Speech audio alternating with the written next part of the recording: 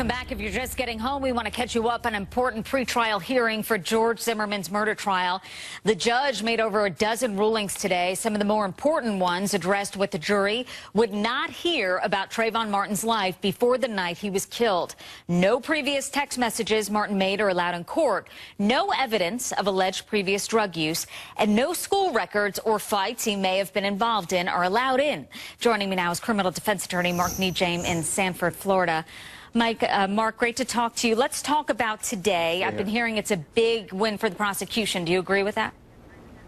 I think it was a win for the prosecution. I'm not convinced that it was a big win, simply because the judge has agreed that if the state brings in some of this evidence, which you just commented was excluded, that it could open the door for the defense. I think most of us who follow this and who know the law realize that the judge made very appropriate decisions by and large.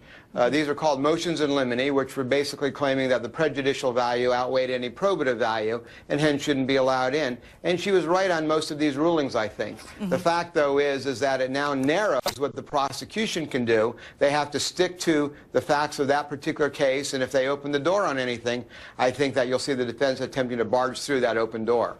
And Mark, let's talk about the 911 call made on that night. It's certainly hard to listen to, no matter whose voice you believe was screaming on that tape. And I heard that you believe this is the center of the case. Any rulings made on that today?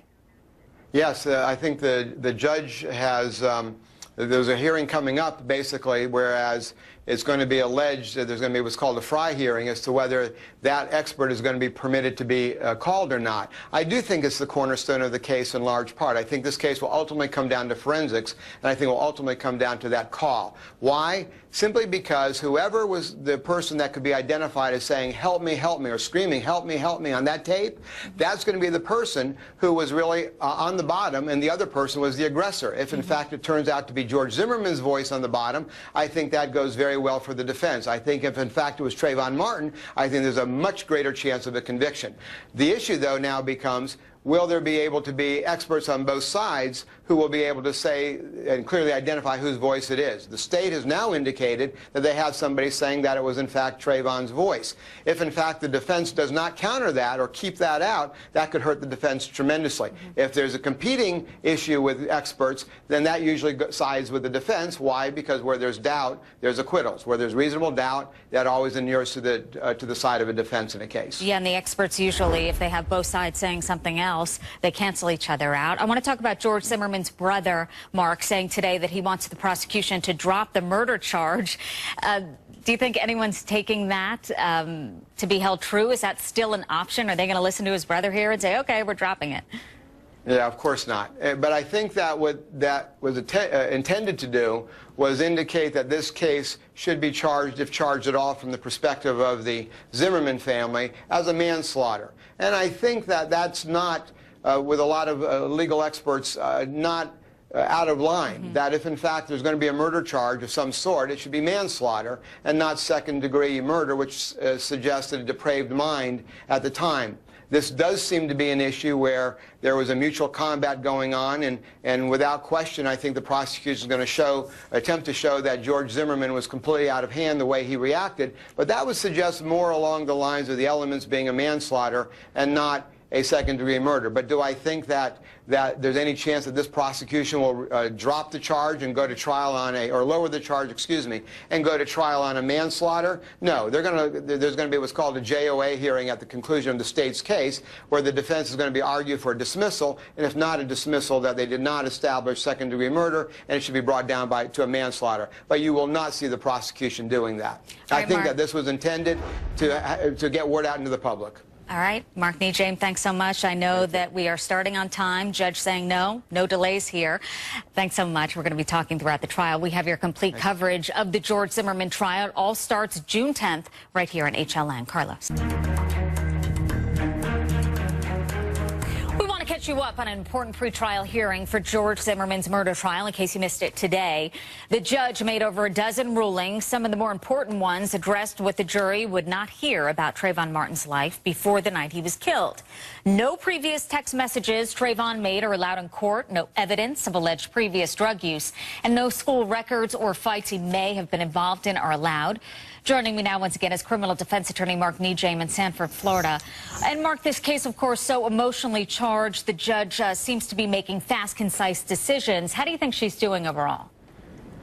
I think she's doing a very good job. A lot of people are calling her a tough judge, but I just think she's very well prepared. I'm very impressed with the fact that she comes in there. She's keeping control of her courtroom. We've seen other large cases. I go back to a long time ago, the O.J. Simpson case, Judge Ito, and where there was a lot of suggestions that the courtroom was lost control of. This judge is keeping a tight ship. She's coming into court. She's knowing the case law. She's reading the motions. She's reading the responses to the motions, and she's making rather quick decisions, but they're well thought out. And I think she's coming in pretty much on most of these with her mind pretty much made up, but she's allowing argument, and if there's a compelling argument, I think she'll listen to that and then rule accordingly. But I've not seen any glaring errors in any ruling that she's made, and I'm really impressed with her preparedness. I think that also suggests that this trial might go faster than some of us have predicted. Yeah, I agree. I foresee it going much faster than the one we were just showing, Jodi Arias. Everyone was following that, and that went a lot longer than a lot of people predicted. Let's talk about the prosecution strategy. Trayvon Martin and his background off limits so far, unless it's brought in. Can they go after Zimmerman's character at all during the trial and his past?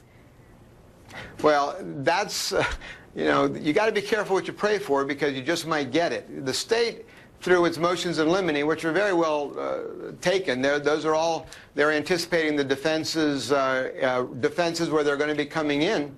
And I think that they've gone ahead and said, okay, they're going to try to cut off the defense at the past. Basically, motions in limine are where you have the prejudicial value far outweighing the probative value. So the areas they brought up are appropriate. However, if they open the door, you're going to see the defense rushing in to go ahead and seize on those opportunities. But by limiting themselves right now, they're going to stick to the facts of that particular time, those few moments where all this tragedy occurred. Why is that significant? Because I think this case will then come down to the forensics. And the forensics very well may end up hurting the prosecution unless they get into some of the personality and the character of George Zimmerman. If they try to open that door, it's a proper area then for the defense to say that you allowed it to come in on the defendant, we should allow it to come in on the victim.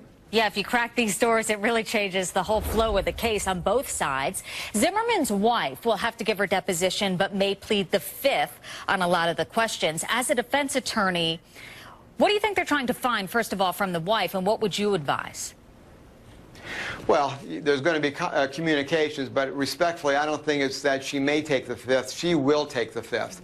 She has a very good lawyer here in Central Florida who's representing her. She's got a pending criminal case, and the person, the group, the entity, the state of Florida that wants to take her deposition is prosecuting her. So for them to be able to take the deposition of somebody who they are in fact prosecuting on a related case, because the perjury that's alleged occurred during her the bond hearing for her husband, it's going to be very hard to get information out of her. So I think it's going to be an effort in futility, and you have husband-wife privilege communications, you have a Fifth Amendment privilege. I don't think it's going to go anywhere.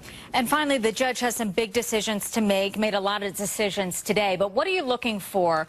Was it decided in terms of the jury, and if they're sequestered, I believe that will be decided at a future date, right?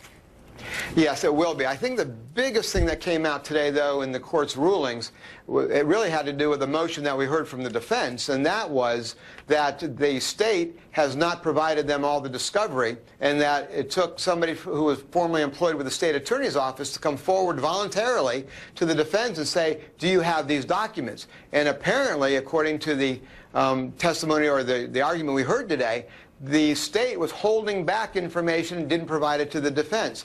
We don't know if that occurred or not, but if in fact it did occur, I think we're going to have a very early 4th of July. You're going to see fireworks on June 6th or 7th when the judges schedule the hearing, because there's going to be a Richardson hearing, and it's going to be there for purpose of determining whether in fact the state willfully withheld evidence from the defense, which they were duty-bound to give to them. So if in fact that did occur, then you're going to hear the defense saying, Judge, we want to know what else they might have held back from us. Then we're going to also hear from the state. I'm sure they're going to claim that it was innocent or it didn't happen. But if in fact it did happen, there's going to be fireworks on June 6th. Yeah, to make that claim is huge. Mark, thanks so much. I know we're going to be talking a lot in the future. Appreciate it. And we're going to have your complete coverage of the Zimmerman trial. It all starts right here on HLN June 10th.